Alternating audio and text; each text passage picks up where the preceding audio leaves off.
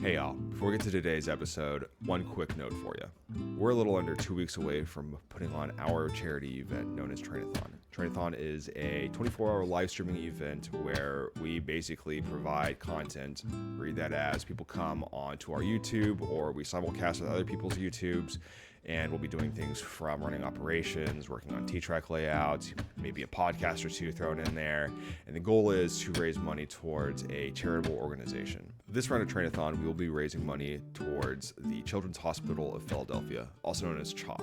The date and time for all of this is going to be 6 p.m. on Friday, the 21st of February until 6 p.m. Saturday, the 22nd of February. So 24 hours. It's an opportunity for us to give back, and if you're feeling generous, the GoFundMe is listed in our show notes. And with that, here's today's episode. Also, go Birds.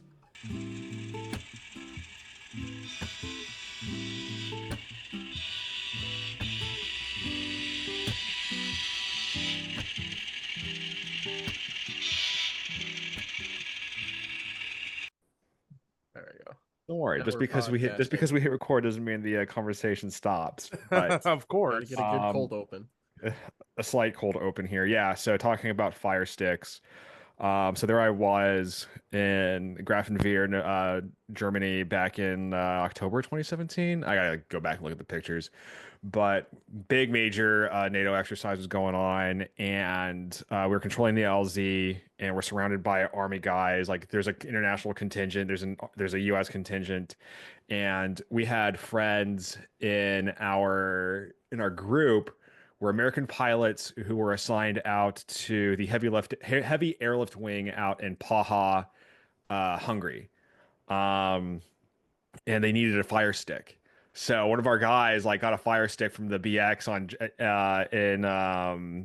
in Ramstein, and we basically do this prisoner swap, if you will, where this Polish C-130 lands, who's going back to go to these pilots from who are out in Hungary, and we come out of the wood line with a flamingo beer bong and a fire stick, and it was the most ridiculous thing ever. That's Just absurd. it really was. Like you could see like the army guys were like in their foxholes laughing, and here come the Air Force guys just like scurrying to the back of the plane, hand it off, somebody high fives, and we come back.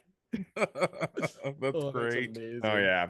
Hi everybody. Welcome to episode 4 of the Model Train People podcast. This is our post Springfield episode, as we are literally recovering both mentally and physically, possibly spiritually, from the excitement that was the Railroad Hobby Show up in Springfield. And then this is also our first guest interview. We have with us Sam Dickenson. Sam, I know you're a big Lions fan. Just before we get in there, are you from India? You're from Indiana or Michigan? Right now, I'm living in Indiana, but I was born, raised, and lived in the Detroit area for the first 25 years of my life. Awesome. Okay, cool. Well, there you have it from Sam himself. Sam is a in-scale modeler. He's real big into the Grand Trunk and Western. And he is here. He's going to talk to us. We're going to have a conversation kind of at the tail end of the discussion on Springfield, on layout lore and the development of layout lore. And Sam's going to basically kind of give us his how-to on how he does that. And we're just going to have a little conversation on why that's important, be it have a protolance railroad or a total freelance railroad like Dennis here, um, to making that story come to life and weave itself into the operations of your layout. So everybody, hello, welcome. How you guys doing? Very good. It's a day. It is a day, but just got home from my local NMRA meeting at the Kingston Model Railroad Club, which was really cool. 2 railroad scale, really old club. It's founded back in 37 from actually the building that they got was it was a New York Central paint shed. That they basically leased for $1 a month, I think, or whatever, $1 a year or whatever it was to the club. And now when Penn Central was looking to divest themselves of all sorts of crap, they sold the building officially to the club, so the club owns it. But it's right on, like literally 40 feet back from the West Shore main line through Kingston. So, dude, talk about living in a piece of history. That's awesome. for sure. What's the layout? It's kind of just it's 4 big loops that run around the whole. It's a 30-foot roughly by 120-foot roughly building now. They've added put on 2 additions from the original paint shed, but it's just they run their Hudson Valley lines, which is loosely based off the EL, the New York Central, and kind of whatever else is in there. So their paint scheme for their passenger cars and stuff is based on the Erie Lackawannas, gray and maroon, but they've also got a lot of like New York Central power, and then they also have all sorts of New York Central, Conrail, Penn Central, Pennsylvania, and then a bunch of random other stuff in there as well, as far as rolling stock go. But it's basically 4 main lines, 2 freight, 2 passenger main lines, just like the water level route used to be, and then it runs all the way around the room. So Yeah, that's awesome. I need to head up and like do a really it's like as Henry gets closer and closer to consciousness and is less potato, more interactive. All these like layouts that are kind of in and around in the area. But that sounds dope. Oh, it's so cool. And it's sad, unfortunately, because they have like 20 members total and like 5 active members, and they need like 8 or 9 to really run their layout. So they don't get a chance to run it very often. Yeah. But they had it up and just kind of looping around while we were there. So it was nice. That's pretty cool. Well, at least you have a layout with a club to operate on. Me, I don't. That's true. My club, we have a completely torn down setup where we only have like 4 free shows a year, and that's the only time we set up the layout. And the layout doesn't even have any operations on it. It's just 3 loops of track, kind of in a N track shape, but it's HO scale. I bring my own N scale stuff, and a couple people bring a couple other things, and that's it. No operations, no nothing, just setting up free for people to go and watch. So yeah, That's still as a step into the hobby. Like, dude, like the N track setup, like watching that as a kid and just seeing different like road names like going along, like that's still like even the open house that's over here in the what is it, the Burlington County Railroad Model Railroad club. Yeah. Burlington County Model Railroad Club. That's like 10 minutes that way. Like the couple times that I've seen it, it's the same thing. Like a lot of it's all scenery, it's scenic, and it has like a belt up. You can definitely tell that they do stuff like operations wise there. But when it's in its open house mode, yeah, you just switch and you just watch the trains beat the pattern, if you will. Yep. Which is also fun just to sit back and enjoy. Yeah, I mean, it's okay for a club. It at least gets me a couple of options to just kind of like get myself more involved and keep me active. But I was thinking about what you had said in the last episode about what am I actually paying for with your NMRA membership. And that got me thinking about the dues for my club, the local model railroad club of Evansville, Indiana, if anyone's interested. But it just gets me wondering, like, what am I actually paying for my dues, which are actually due this Friday?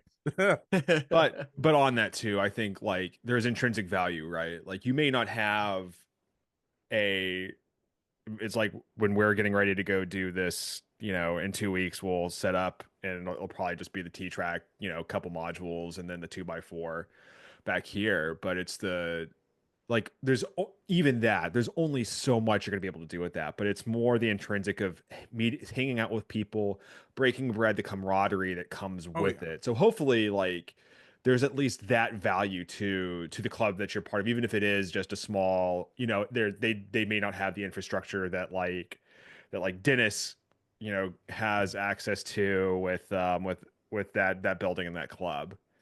Yeah, well, I mean, the club's been around for almost 40 years, so that in and of itself says something about the club. Yeah, well, that's good. Yeah, in fact, it's found one of it. I believe its founding member he's still kicking around. He's up there, but he's still kicking around. Yeah, that's Yeah, good. he said he actually started the club kind of to win an argument against his wife back in the day. Like she just made arguments, and he was just like, "Well, fine, I'm just gonna go create my own club." And 37 years later, so it's still around. It's There you amazing go. what So things come from yeah. spite and determination. Oh But yeah. And hey, we're like the only model railroad club in between like the St. Louis, Indianapolis, Louisville, and Nashville areas, as far as I'm aware of. yeah, So yeah, we can pretty we cool. have a room to kind of travel to a couple other areas if we want to, but we're also our own local thing. Nice. Yeah. Well, getting back here, I know we deviate there a little bit, but we have Sorry. all no, it's all good. Great conversation. But Dennis, you came back with a little bit of hardware from Springfield. Sure did, yeah. What'd you get? Let's see. So I got all my stuff kind of around me here. So let's see. We got start with some of this stuff that I actually bought, and then we'll get into the stuff that I was given. But uh, one of our MTP members actually sold me these. I've got a Oh, whole bunch of N scale Concord Alco PAs painted in the New Haven McGinnis scheme now. my God, Three that's powered, awesome. two A's and a B, or one A and two B's that are powered, and then a whole Yeah, bunch of dummy units. Um, they're really cool, and they're gonna take some work to get up and running and get decoders in and stuff like that. yeah. But the other thing that I've realized is, unfortunately, they're all painted in from the top of the bottom to the unit. It's red, black, white, which one PA and one PB were painted for in New Haven. That was the scheme that they used mostly on their EP5s. Okay. Most of their PAs had from top to bottom white, black, red. So I'm gonna have to do some repainting work. Oh man. Or, So take that into like again, like maybe that's the scheme that runs on your layout. yeah, But there we go. what a what a project though to get through. How many did you Oh, for get sure. that you have He to gave repeat? me. There are 8 units here. There are three Okay, powered and 5 unpowered. gotcha. So got those. I purchased, and then I purchased. Let's see, I purchased an A-show scale box car. Not for Nice. me, for a friend. I am Yeah. working. You can see it's all the paint stripped off right now. I'm working on repainting that for my B and CCS, and I'm going to send that out to a friend. I picked up an N scale 50-foot box car that I've already stripped and sent to that friend. He's going to paint it for his railroad and send it back to me. That's Miles from Interurban Era on YouTube. He's out in California. He's going to paint it up for his Alta California Railroad, which is cool. That's awesome. Oh, you know Um, him? I've had some conversations with Miles. Yeah, Oh, I love his videos. Those yeah, are and really good stuff. yeah. It I'll really ties into what we're going to talk about later with you, Sam. exactly. Yeah, well, here link here to Miles's stuff. So Check it there you out. go. You're welcome. And then I picked up, and then some of the stuff that I was given. So I participated in Winterfest, which is the Northeast T track or Northeast N track as Hmm. an organization, their winter annual convention. So I got myself a Winterfest mug that was part of Ooh. registering. Very nice. Drinking some nice hot chocolate out of that right now. And then I was also given as part of signing up, I was given, where did the other card go? Oh, it's in here. Hold on. I was given two 40-foot box cars. I've got one that's in the middle of disassembly right now as I'm You working on know, starting to weather it. That's a B&O 40 foot, which is nice. It's got the roof walk already removed and everything, and low brake gear and everything, so that's perfect for my era. And then I was given a Magnomatic coupler box car. oh, interesting. So I'm not going to run that on my layout, but what I am gonna do is convert it into a fun car, because part of the Winterfest is competitions, or Right. judging or whatever. And so they have a fun category. So what I'm gonna do is I'm gonna take one of the doors off, mount it to the side like the door is open, put a couple N scale guys in there, and have them loading microtrains coupler pieces into the box car. Oh my God, that's awesome. So I had those, and then I won in. I did participate in some of the um what's it called? Uh, whatever, judging and stuff. Yeah. I put my BNCCS RS1 in for locomotives, and I put a weathered cylindrical covered hopper in for rolling stock. The cylindrical covered hopper won third place, so I got a certificate, which I don't know where I put it right now. But the locomotive won second place, so I got these two cars as well as part of that, a Penn Central 40-footer and a Rio Grande 50-footer. Congrats. Cool. And then in the raffle, I won myself a Oh, Jeep nice. 7. Hmm. So that's going to become a BNCCS locomotive. Yeah. Not bad. And you've already got the orange paint there to work with. Yep. And then I almost forgot the one other big purchase I made was the thing that I was really looking for at the show was these Rapido Osgood Bradley coaches for New Haven. Uh-huh. Where is it? There it is. Right? Yeah. So I managed, with the help of some friends, to find two Oh, Osgood Bradleys. nice. Ooh. One in the Hunter Green, which is the New Haven's own color, and one in Pullman Green.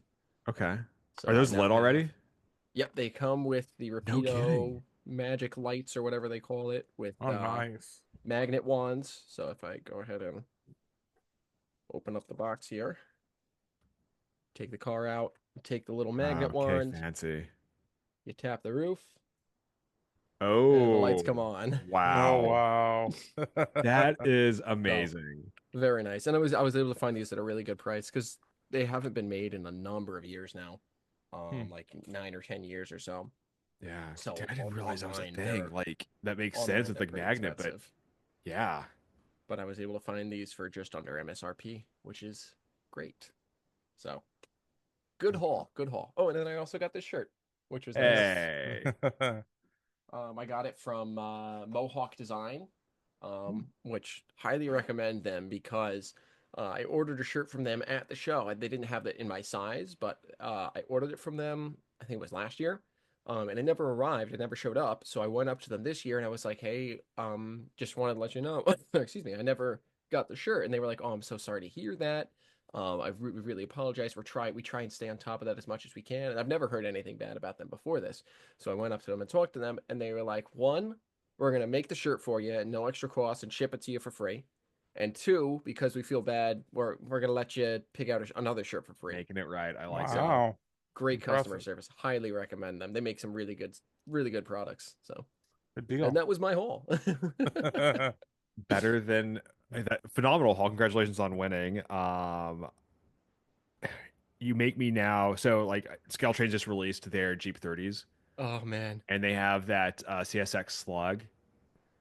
If you're gonna do a full repaint, granted, I don't think they do it. I don't know that they do an undecorated, but No. I want to take that Slug and bring it into YN3. But I'm curious. Yeah. I'm sure I would. I'm sure I would ruin the locomotive if I tried that, just because of how detailed it is. Yeah, I mean, that's why you have people out there that are willing to do it for you for a price. And you can always Exactly. always put it in YN3C just to screw with people. True, and that's why people like Dennis exist. Yeah, that's my job now. Yeah, yeah, man. Yeah, I was going to buy. I went up looking for gondolas, if anything, because I was just like, again, my first year up there. Mary and I were making it a date up to basically go see Massachusetts. I saw ice fishing for the first time in my life. That was really cool. I've never Nice. seen that before. I thought that was like a thing only people in Canada did.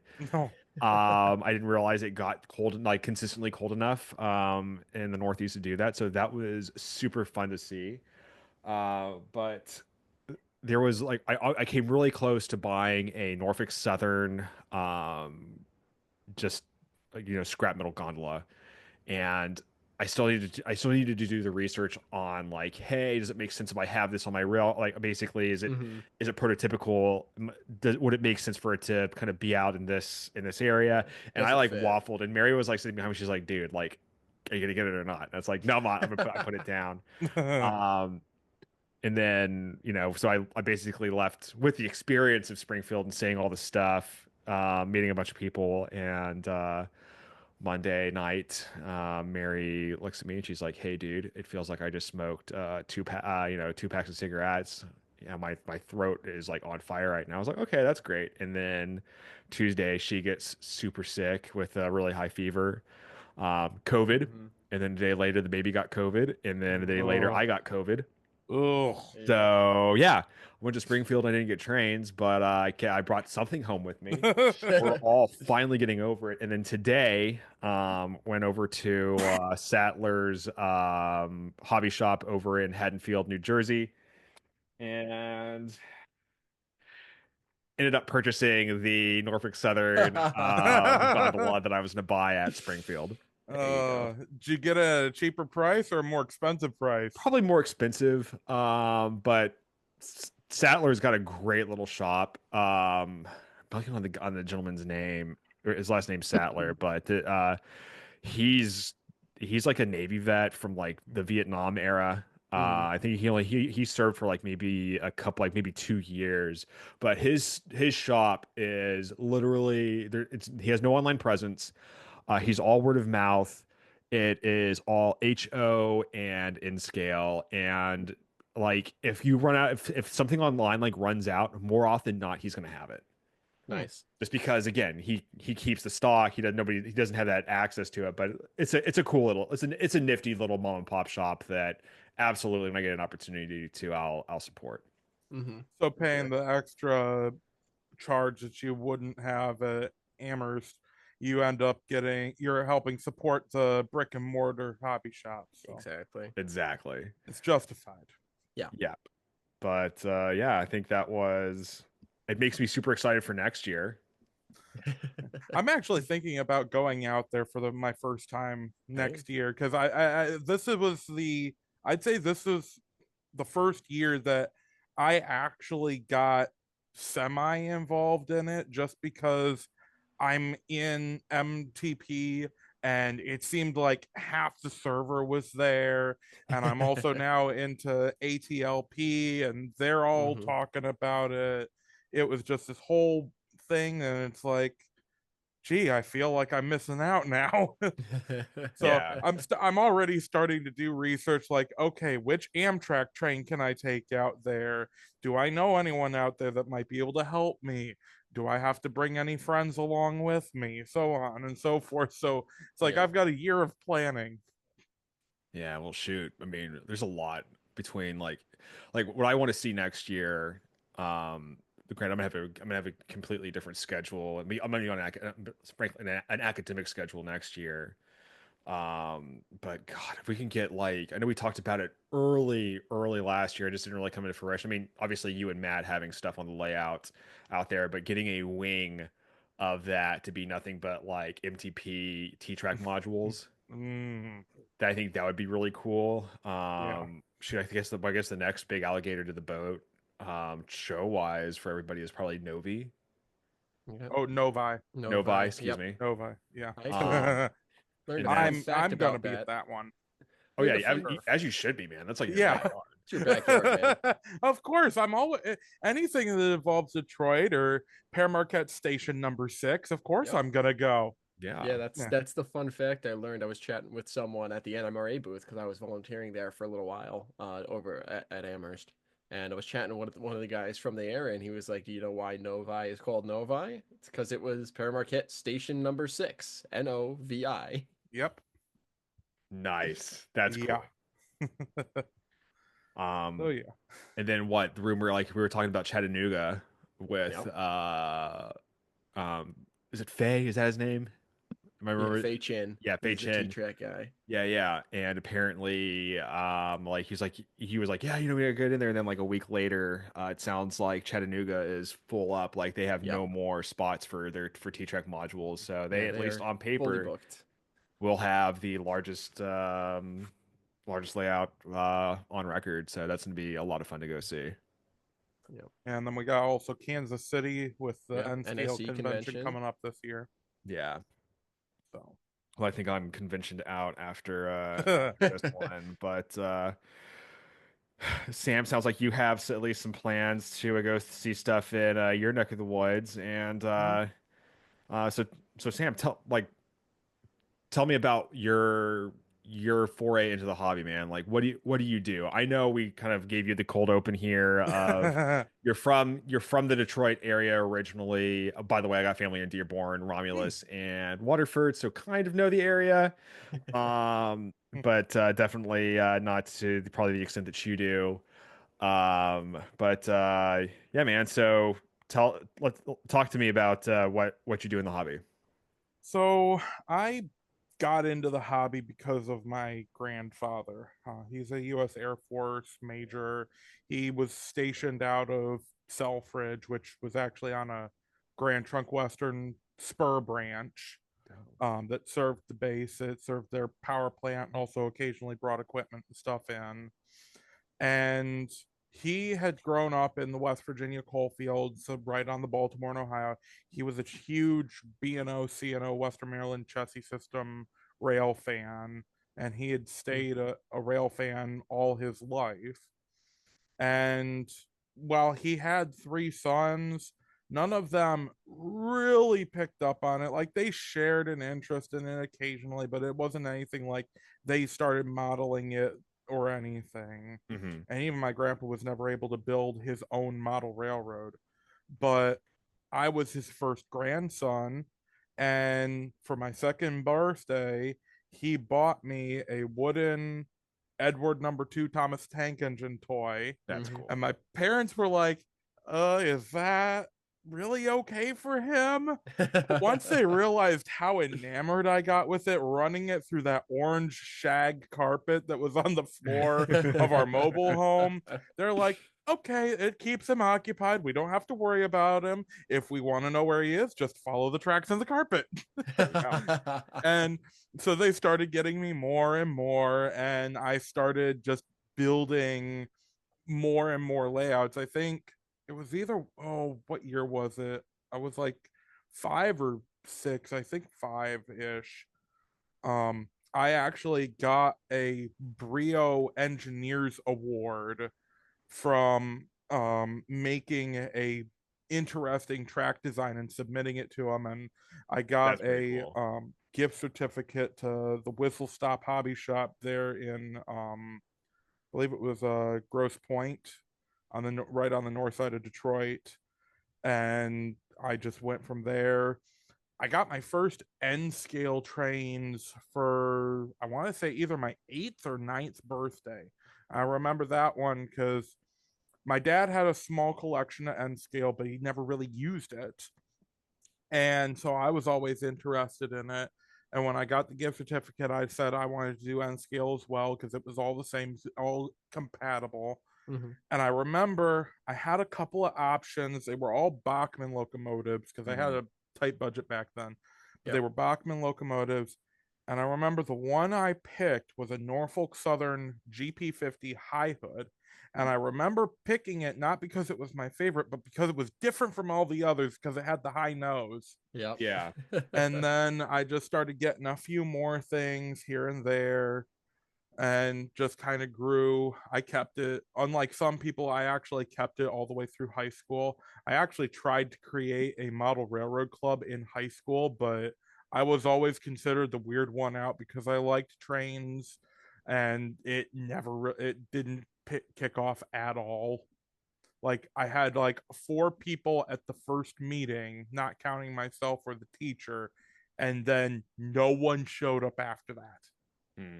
And so it's like, okay. But I kept doing it on my own for a while.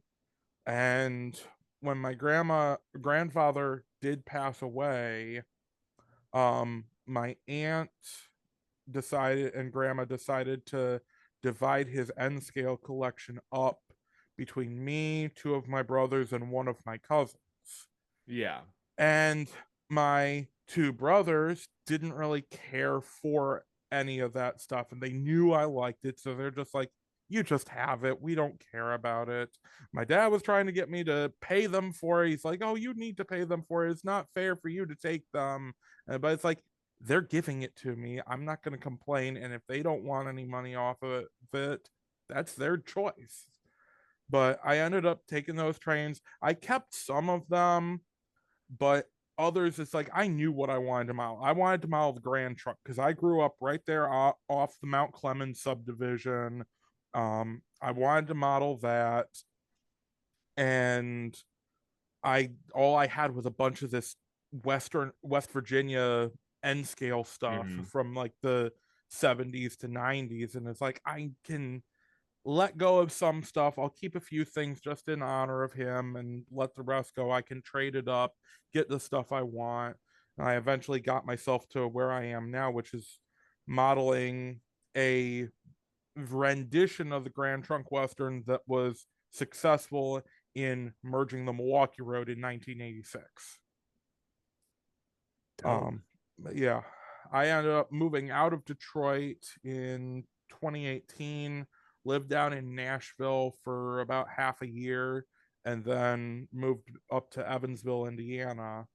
So I've been involved in a couple of different clubs over the years. I was involved with the Blue Water N Track Model Railroad Club, which is now the Blue Water International Model Railroad Club. And I'm still associated with some of those guys every once Hmm. in a while. Been talking to them about Novi and everything. When I was in Nashville, I was part of the Nashville N Track Model Railroad Club, which was an extension of the Tennessee Central Railroad Hmm. um, Railroad Historical Society. And then, of course, once I got up here, I randomly found out about the local Loco Model Railroad Club. And so I've been involved with them ever since. I actually just finished a 3-year tenure of serving as their club secretary. Oh, cool. Okay. Yeah, I don't know why. I guess they just decided they wanted some new blood in that position. So I got voted out. Yeah. So, yeah. Change Disappointing, is but it's like, fine. you know what? A lot of things have happened to me the first month of the year so far. And so it's like, it wasn't too surprising to see me lose that position, and kind of opens me up and prepares me for if something else happens. And Absolutely. it gives me that freedom because it's like, well, so much is happening. Maybe it's a good thing. Yeah. I'm Change not gonna look it in the face and say the club was wrong. So, change can be good. oh yeah, Yep. definitely. New perspectives, and especially because I know you a couple was it last week before, you showed us a little bit of what you're doing with your layout and stuff. It gives you more opportunity to kind of sit and work on that. But Oh yeah.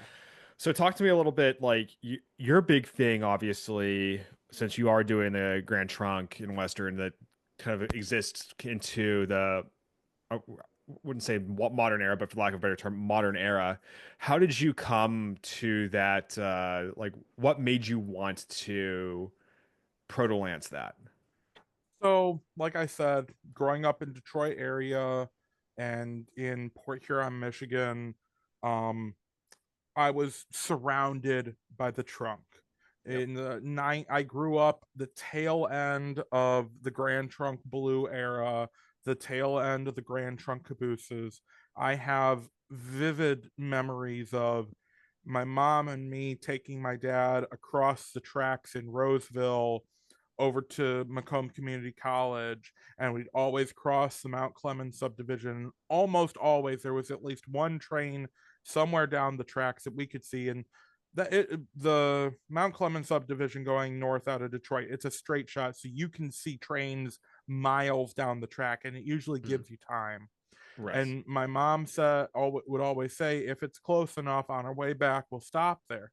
I have vivid memories of sitting right there at 10 and it was a no 11 and a half mile at the crossing there, watching these Grand Trunk Western locomotives go by. I thought the paint scheme was cool. I thought the GT noodle was cool.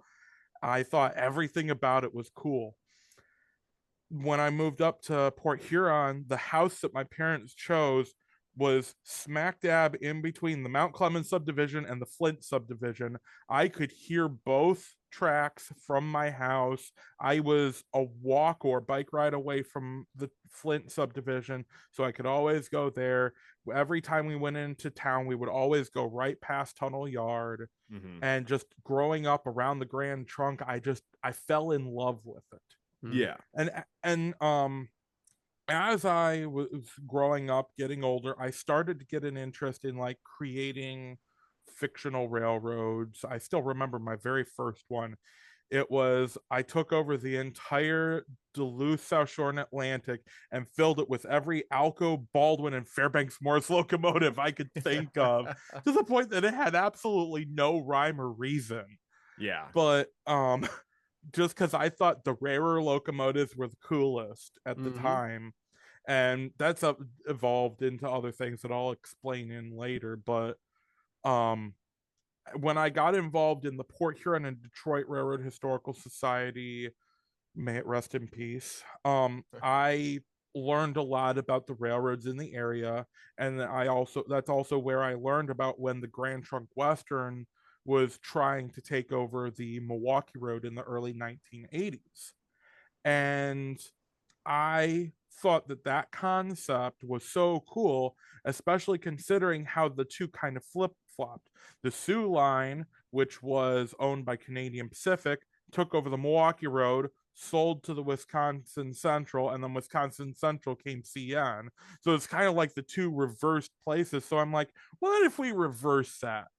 And I've always been a fan of the Rainbow era of Grand Trunk, having the DTI and DTSL patched locomotives in there, and all their other patched locomotives from the Rock Island, from the Missouri Pacific, from the Pittsburgh and Lake Erie. And so that's always been my favorite era. And so it just kind of evolved into this thing of, why don't I just model it? I have a couple other friends that were also involved in fictional railroads in Michigan. My best friend, Will Raleigh, he's actually modeling the Detroit Carroll and Sandusky in an alternate universe where we ended up realizing that little short line which used to run across Michigan's thumb until 1953, if that railroad had not shut down in 53 and had survived up into the 70s, we have a feeling that it would have ended up taking the place of the Tuscola and Saginaw Bay Railroad. And my Grand Trunk Western would have had a big involvement in interchange with them. And so it all kind of melded together. And I'm like, you know what? This is perfect. I'm settling with modeling this fictional version of what could be, because I loved the concept so much and I wish it had happened. Yeah. Nice. So, yeah. It kind of makes me think of like What If, and do you ever watch like the What If, like the is it Marvel What If? Is that the thing? Yeah. I have not gotten into that one yet. I still have some reservations about Marvel, but I just just like I do about Star Wars, even though I absolutely love both of them, it's like I have my own reservations for them just because it's like there's too much out there and it's a little overstimulating. Yeah, just completely blanketing and everything out. Yeah. But I've always been interested in the what if side. There's so many things. I wrote an article some time ago about the Staggers Act and what would have happened if those railroads had actually been formed, kind of like how British Railways created their Big Four. And a lot of people were interested in it, but I was always going back as I'm learning more things like, oh, I didn't know this part of history. Oh, I didn't know that. And I'm always tweaking it as I'm learning more. There's other fictional railroads I've created, both in the concept of their completely new build lines or their combinations of old lines. And it just kind of evolved into this concept of my love of creating. Yeah. I ended up, when I moved to Evansville, I ended up finding online, it was a Discord group called the Railroaders Guild. And it was a group exclusively about creating fictional railroads and operating in conjunction with each other. We'd expand like 50, 75 miles or so every week. And the thing that really got me hooked onto it was not just that, but also the fact that the head of the group lived in Newburgh, Indiana, which is right next door to Evansville. It's like an eastern suburb of it. So it's like, hey, I get a brand new friend in the area where I live, and they're interested in trains too. Gotta love new So it friends. was like a perfect combination for me. Yeah. And so unfortunately that group kind of changed a lot and it went downhill and closed down. But I still keep some of those friendships I've had, and it's gotten me to build up even more fictional railroads. Like just in that group alone, I probably created a dozen different fictional railroads, all based around different things. And one of them I'm actually still actively working with and evolving with as it goes on, to the point that it's like, if I ever get to the point where it's like, yeah, I know the Grand Trunks, what I know, and I'm modeling what I know with a few twists mixed in. But if I've ever like, you know what, I really want to model something else, I have a couple of these other fictional railroads that I can always fall back on Mm-hmm. and work with and expose to other people. Yeah. Awesome. So let me ask you, just so obviously you have what sounds like a, a part of the passion of your hobby obviously is developing these freelance railroads and stuff in these alternate universes. A question of, again, the what if. Dennis, what if the CNO actually purchased the New York Central? Oh, Because there that we was a go. thing. Oh yeah. That's the That question there. that The was New York like, Central. I mean, you'd wind up with the same railroads you have today. You just would have skipped 40 years of misery through Penn Central and the beginning of Conrail. yeah. Yeah. But anyway, they're like that ripple, and like the alternate is like the Pinsy gets hooked up with the B&O because the B&O had a bunch of lines up this way. But anyway, neither here nor there, getting away from it. But Sam, for people, so say like I'm sitting here, I've got my CSX. I'm like, you know what? I really want to develop the Delaware and Ohio. Like, what is that first step of going into freelance railroading? Well, I think it really starts with why we model trains in general. I Mm-hmm. think a lot of rail fans and pretty much every single model railroad that I know has always had the dream of, what if I owned and operated my own railroad? Because Mm-hmm. we all want that. I name people that don't, and I'd probably be amazed if you did. It's like, what's the point of liking trades if you don't want to run or operate them, or even have that um, pipe dream, lottery ticket dream of owning them? And so it kind of starts from there. But then as you get into the hobby, you do find people that is like, wow, there's this railroad called the Virginian and Ohio. It looks so real, but it's not a real railroad. Mm-hmm. Or it's or there's other people like me. It's like, I wish the Grand Trunk Western actually had gotten the Milwaukee Road. Or there's people that wish that the Rock Island had never actually shut down. Or there's people that wish that the Southern Pacific Santa Fe merger actually went through. There's people that wish the Penn Central merger didn't go through. And so this option of having these freelance railroads kind of gives you an opportunity to explore that. A lot of people say that model trains can be a time machine, and I agree with that, but I also agree that they are alternate timeline machines where you Mm-hmm. can travel to other timelines without interrupting anything and visit them as if they're your own. It's just like it's just like reading an alternate history novel. And then Mm-hmm. there's also people that they just want to create a fictional railroad because they like something that's there in a specific area. Like, say they love New England, but they're not necessarily happy with just modeling what is there. And you'll see some clubs where they'll create a fictional railroad kind of based around their region that they're operating from. One excellent example is the Carolina Midland Model Railroad Club, and they've created their own railroad, the Carolina Midland, and used a Southern-esque paint scheme while adding variations in color to the Southern tuxedo paint scheme.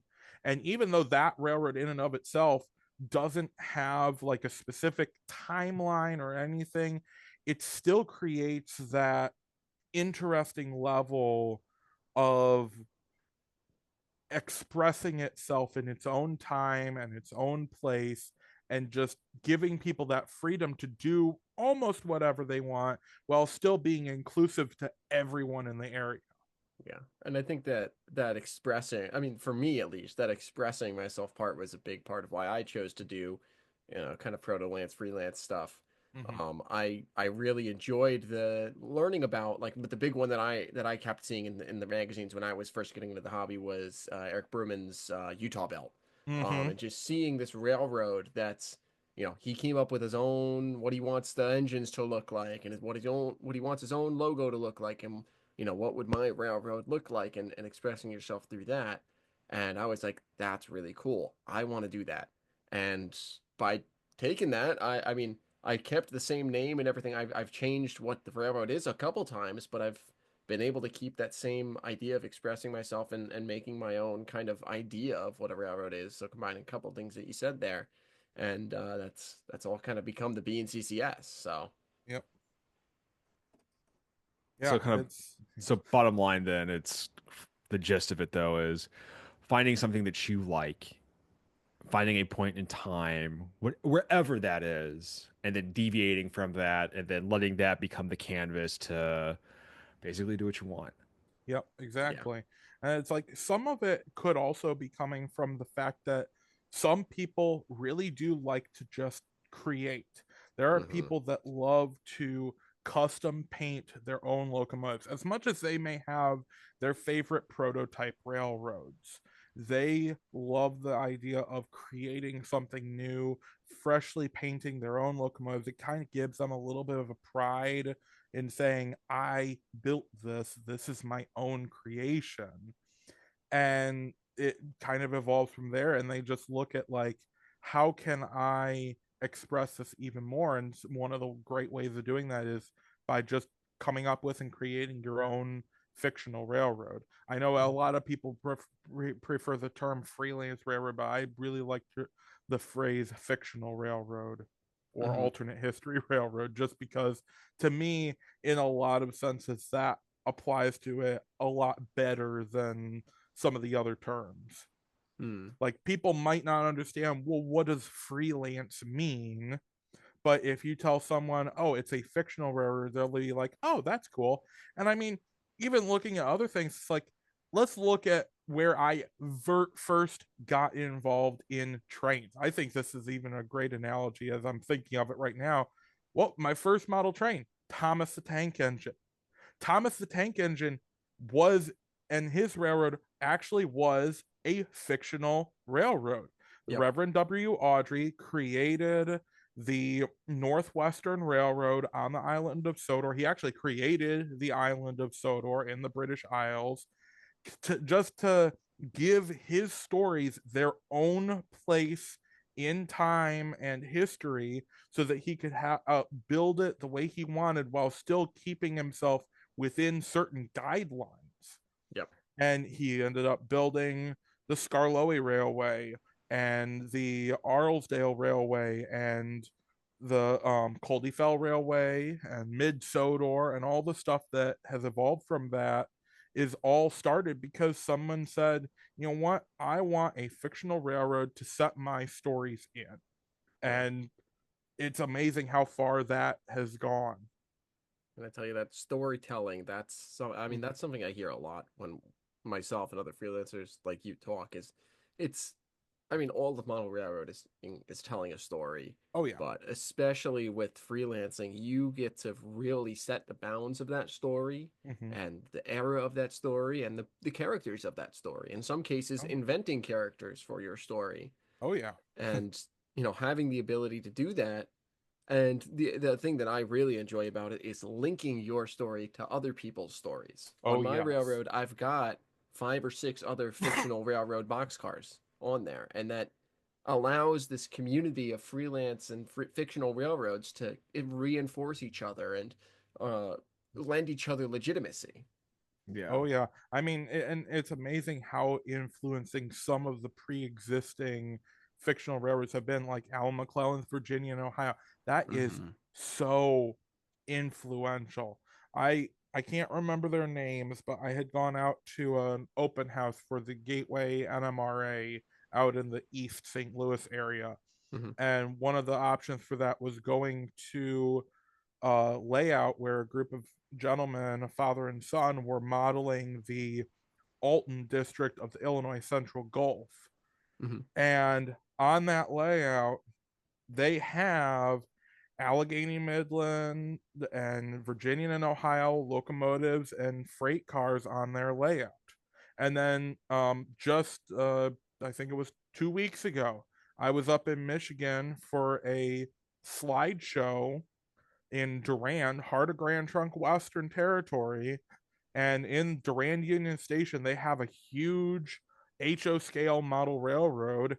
And right there on the yard, which is it's all set in this 1950s era, they have a Virginia and Ohio 2-bay coal copper right there in the yard in the middle of the Grand Trunk Western Territory. And it's like, Wow. it's so amazing to see how influencing those ones can be all across the hobby.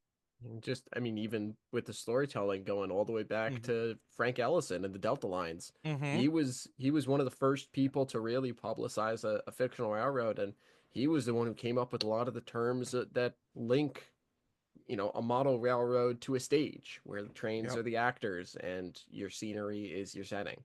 Yeah, same with John Allen's Gory and Defeated. That Absolutely. one is so influential and impacting. But I think that also makes sense too. Like even in the real world, and obviously I do protolance, but like man, I want to say back over the summer I was biking up north of Burlington City, over by the Burlington Yard where they used to have like some of the old steel mill apparatus. They're still kind of hanging out. Previous what was the Bordentown Secondary is now the River Line, and CSAO runs it at night. But there I am biking along on basically what is a dead street, and look over at this yard, and there's a BNSF and Union Pacific rolling stock hanging out in Norfolk Southern and CSX territory. It's like, oh my God, like, oh, this is kind of cool. Then like, just, sit, hit pause on the timer and kind of like, do a quick Google search on some of this stuff. And it's like, yeah, well, of course, like if you guys like you talk about having the Virginia and Ohio right in the middle of Grand Trunk and Western Territory, or Dennis, you having other people's freelance, rolling stock sitting on your layout, like that, I think adds to the multiverse, if you will, Mm-hmm. of people's, railroads, but also like that credence of like, hey, my railroad is bigger than just what is sitting on, in your case, the 1x6 behind you, the 2x4 behind me, or somebody's basement empire. Like we're talking on the MTP server, like like Matt's paper mill. And I can't remember what he's calling his layout or what the company is that he's doing for the paper mill. But like the distribution in my layouts lore, the logistics agency there is part of that distribution network from his paper mill. So they'll like I'll get rail boxes eventually, like from his paper mill, or if he goes freelance, whatever that road name is, and then like my scrap yard will be in my coal uh my coal mine will be sending coal loads to the paper mill, and then Nick down in Texas, his layout. So that'll be kind of a cool thing, kind of getting that tie in. So it's just kind of neat that the um the ability for people to essentially create this ecosystem of free and of fictional and proto fictional protolance railroads to develop a community within that space. Yeah. And it's also another thing. It's like sometimes we don't want to be restricted by what already exists. And Hmm. there's a lot of people out there that they will still want to model something prototypical, but without being held back by the confines of what exists. Because unfortunately, and this is the very unfortunate thing about being model railroad is unless you have a gigantic space and at least $2 million, you will never be able to accurately represent every single thing on a specific line Yep. 1-to-1. Yep. Oh, And a God, lot of people will take that to their advantage and say, well, if I can't make it 1-to-1, and I would never be satisfied if it's not 1-to-1, I will just go out and create my own fictional line on this real life class 1 railroad. Or maybe they'll create a branch line that is connected by 2 existing class 1 railroads. Dennis, I think you might know this gentleman's name. It's one of the gentlemen on ATLP. He does that exact thing where he models as far as I know, a fictional short line that connects like 2 or 3 different class 1 railroads out in the Midwest. Oh, are you talking about the Riverbelt line from Yes, Paul Riverbelt. Thank you. Kassar? Yeah. Yes, Paul Kassar's Riverbelt line. That's a perfect example of where he didn't want to be confined to just modeling one specific railroad. He liked several, and he also liked that idea of doing the little switching and everything. So he just kind of created this semi-fictional branch line that connects all these other railroads, and it solves all of his problems and gives him something to be proud of. Mm-hmm. yeah. And I can see that too. I think there's something to be said about like the unlimited budget and the unlimited space to, do what you need to get maybe not maybe that 1-to-1, but as close as possible. But compression is a beautiful thing. Mm-hmm. And like, look, I'm running essentially what I'm eventually modeling is basically what local operations because I can't like my brain has a hard time one because I haven't been around the big massive layouts of like a mainline service going town to town to town. And that's why I vicariously live through people's YouTube channels just so I can watch that. But for me, I like I like the local jobs. I like seeing that because I feel like I can manage that and that makes sense. But you know, shoot, I'm winning the lottery away from getting my true basement empire and There you a go. time turner and whatever else. But I think it would be cool. But like definitely like getting a level of compression that at least it's represented on the layout between 2 points on a 2 big cities, 3 or 4 big cities, however that works out. But and then ultimately like rule number one in model railroading, it's your layout. Yep. Mm-hmm. Yep, that is so true. It's like, and if it, I think in a lot of ways, if it wasn't our railroad, we would either get so critical of other people's that we would push ourselves out of the hobby, not of our own accord, but of everyone else's. Yeah. Or if we just became so critical of ourselves, it's like we'd just end up losing interest in it. Or if we just let all the opinions of everyone else um get to us, it too would just kind of ruin us. But at the same time, it's like, I mean, look at artists like Picasso. Like he had a dream to create certain things, and a lot of people were really critical of him even at the time. But eventually he didn't 100% let that get to him, but he still continued to create no matter what. And I'm sure there's plenty of people out there that have been critical of John Allen's Gory and Defeated, or Al McClellan's Virginia, Ohio, or Mm-hmm. the Delta Lines, or the Any of them. or All of them. any other fictional railroad, and even real railroads, just because, I mean, as humans, we are that analytical type. We like to notice where things are wrong. It's just kind of in our nature. Yeah. But at the same time, we have to remember at the very end, it's like everything that everyone says about our layouts, it doesn't always matter. Like, yes, we can learn from some things. Like if we think about it in certain ways and people put it to us in the right way, we can learn from criticism.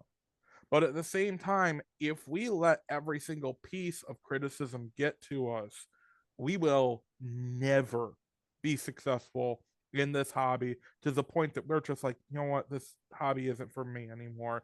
It's Yeah. not the same. People are always critical of me. I'm just going to back out of it. And it's like, and that's sad to see happen when someone has created something that is theirs, and it's like other people want to be critical. But at the same time, it's like, if you already know ahead of time, like, I know this isn't perfect, but the fact that I created this, it gives me pride.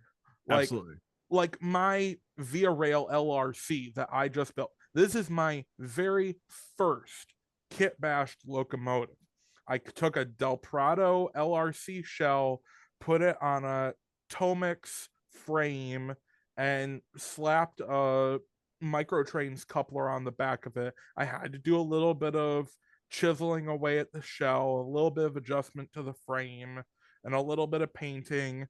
But at the end, it's like, I now have something that doesn't exist anywhere else. There are no N scale LRC locomotives that are in operating form on the market right now. Mm-hmm. And I know that locomotive's not perfect. Del Prado didn't do 100% perfect job of modeling that locomotive in the shell that they made. And I know that the trucks are wrong. And I know that the coupler's spaced a little further out than it should be. I know all the things that are wrong with it. But I also know that this doesn't exist. And existing with a few things that are wrong is still better than it never existing in the first place. Mm-hmm. And I'm willing to let the criticism go. Like, I have a Bachmann 484 in N scale. Everyone says those are horrible engines. Well, yes, that is true. If you take care of them right, they won't have as many problems. But yes, it is older tooling from like the 60s or 70s. It hasn't changed much. But this locomotive is still a 484, and I'm working on converting this one, even though it's a Santa Fe design and it's painted up as a Southern Pacific GS1.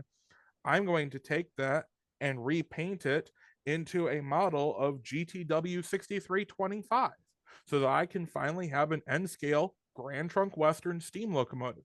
Is it perfect to the locomotive? Absolutely not. It's got the wrong domes. It's got the wrong side runners. It's got the wrong size drivers, everything.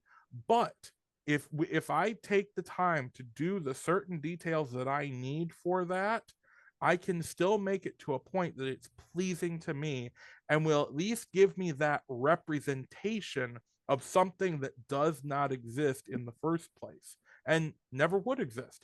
And who knows? Maybe I'll just end up putting that up on the shelf and never running it, but at least I can set it there and say, I made that and I'm proud of it, no matter of its flaws.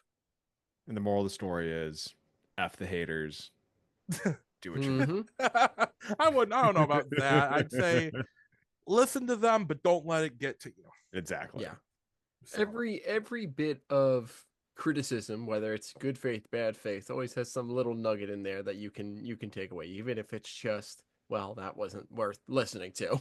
That's still Exactly. something you can take away, because then you get a sense for things, and you start exactly. to know things. So Yeah. But kind of bringing this into the real world, and especially like this last week of criticisms and things, you know what? Just always, this is all I will say on this, but it pays dividends to be a good human and to treat people with dignity and respect. Yeah. And as long as you do that, you know what? Hey, you do you, I'll do me. You admire what I do, and don't drag me on a podcast. we're all just here hanging out playing with trains. So Yeah, it's we're not all that being deep. children at heart. Exactly. But gentlemen, we are we're actually over an hour. Sam, dude, thank you so much for taking the time to come out here and sit and talk with us, man. We actually had a phenomenal conversation, I feel. Yeah, Well, absolutely. thank you for having me. I'm so happy to have been involved in this group, and it's given me a little bit of fresh air. It's given me some motivation. In fact, if it wasn't for this group, I never would have built that LRC in the first place. Hell yeah, man. It's all thanks to Matt, really, which I'm a little disappointed he wasn't on. Yeah, But he's got stuff going on. I think baby Yeah. shower, so Yeah. that's a little more important. And Oh yeah. like look, man, this week, holy shnikes, between sickness, work, and all this, we usually like to do this Sunday nights the week prior. And it is Saturday the 8th. I'll probably do this tomorrow night after church, and then this will release to the masses Monday morning. So we're getting a little sporty, but this is why we do 2 week breaks in between this, because life Gives happens, us- family happens. You gives got to us get that out of the time. train room and do things. Oh yeah. So But cool. So quick back end, because there's always gonna be some front end housekeeping, but the quick back end housekeeping. Don't forget, everybody, that we are doing Train-a-Thon that is going to be starting 24 hours, starting at 6 p.m. Eastern. So that's Greenwich Mean Time -5. So whatever the public math is on that, Zulu, I ain't gonna try it. So 6 o'clock on the 21st on a Friday, to 6 o'clock on the 22nd Saturday. On our YouTube channel, we'll be doing essentially a 24-hour live stream. Sam's doing stuff. Dennis is kicking us off. I'll be doing a couple different things. We also have the Rail Brothers. Billy and Danny have some stuff that they've signed up for. We're still trying to grab people to assist in meeting that full 24 hours. All proceeds are going to the Children's Hospital of Philadelphia, also known as CHOP. We're looking to at least get $1,000, which I think is absolutely doable. But hey, it's to a good cause. It's helping kids and families, and we're super excited about it. So we hope you guys tune in for that. Outside of And if that, you're- y'all, Sam, where can we find you? Do you have any like social media or YouTube? Like, are you showing your layout to development anywhere? outside of the server, not yet. Okay. I do have a small Railfan YouTube channel that I am starting to get back into. That is the Cell Phone Railfan on YouTube. I also do have a in the horrible land of DeviantArt, I do have a thing on there where I do have some digital pieces of artwork of my fictional Grand Trunk Western, and that is SD80 Mac Fan on Discord. Please don't judge me for being on that. I made On that Discord account. or DeviantArt? Sorry, DeviantArt. Sorry. Zero judgment, man. Zero judgment. I know but that's one of the places where I really got into some of this stuff, and it's got some of my digital artwork for fictional railroads. Nice.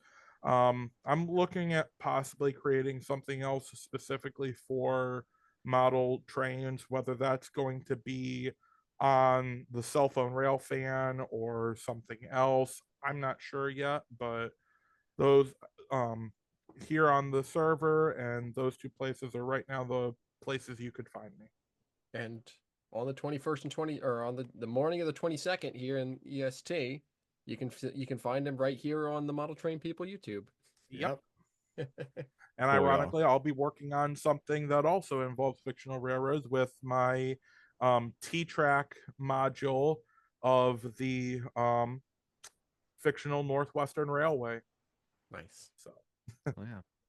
All right, guys. Well, like Dida said, you can find us at our YouTube at Model Train People, TikTok, Facebook, Instagram. And I think that's it. Do we have anything else? Email modeltrainpeople@gmail.com if you have any questions, comments. We've already gotten some fan mail. So that's kind of exciting. We'll definitely do a read through at some point to some of the conversations back and forth. Nothing too crazy, but yeah, you know what, guys, interact with us. We do respond to our emails. I may have everything set to promotions for 2 weeks and then miss a couple things after people have been trying to get a hold of us, but we'll eventually get back to you.